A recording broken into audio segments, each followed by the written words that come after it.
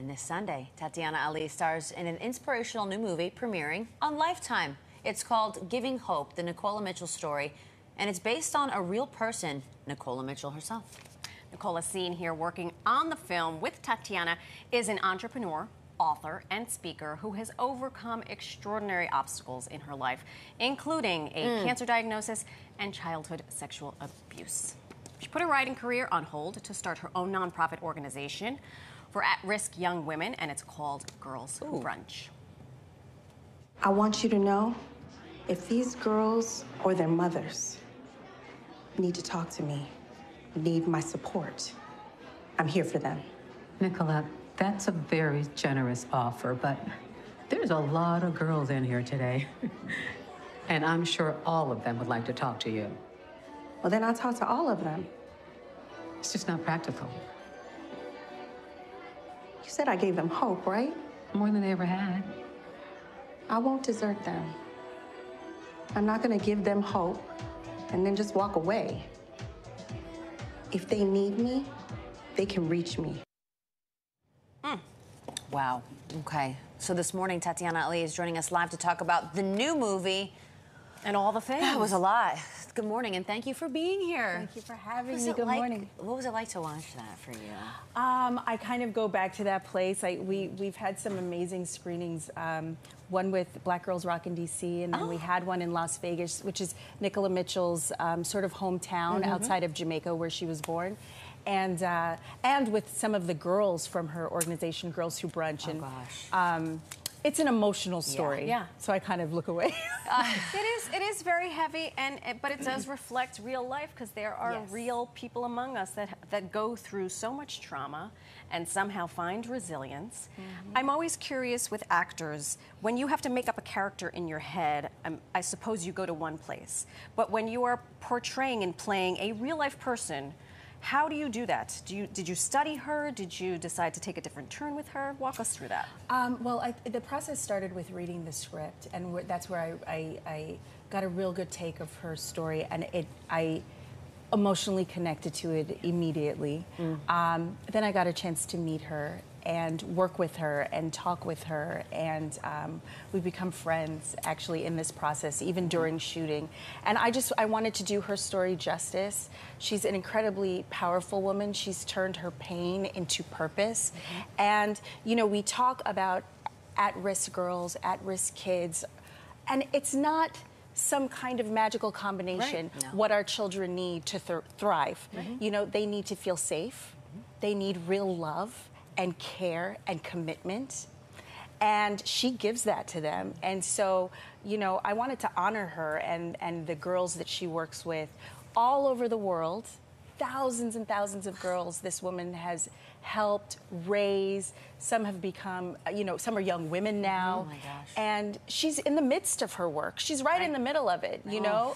So to give her flowers now, to honor her now while she's still doing it, it's such an honor. That's a testament to her as a person, and not only as a person, but knowing furthermore what she's overcome to get to where she is now, and I'm sure she'd be very proud. So obviously you said she's become a friend to you, and you know, it's a very inspirational, it's heavy, but it's an inspiring story. So what do you hope that people who come see this movie, or go see the movie, take from it?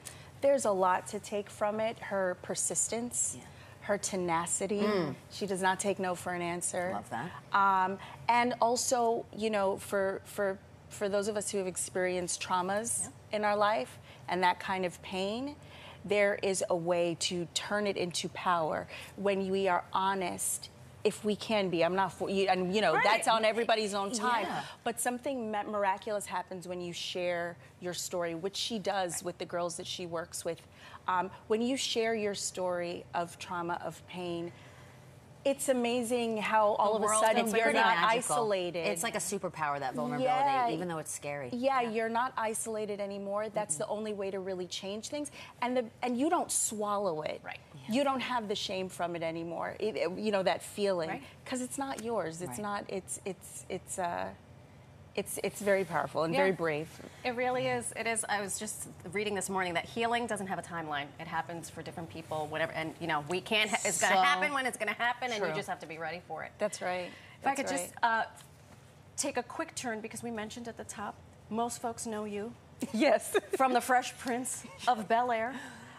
The newsroom was a buzz. Everyone. Oh my God.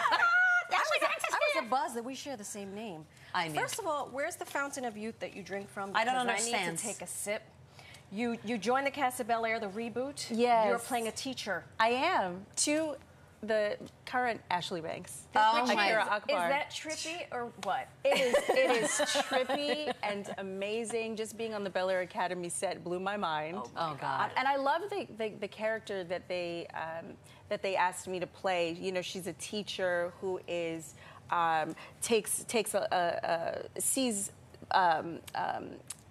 potential or Thank you. Thank you. It's early in the morning. Look, I've been looking for coffee all morning. Yes, she sees potential. Tatyana Ali some I know. coffee. She sees potential in her student, and starts giving her books, and she gets in trouble from the school for giving her these books about Black women. Stop it. Yes, and so Fresh Prince, the original sitcom, there was always something very kind of socially salient about it, and that's where a lot of the humor came from, the truth. Right. And I love that they're doing that in the reboot. Look at this picture. I can't I was so even little. deal.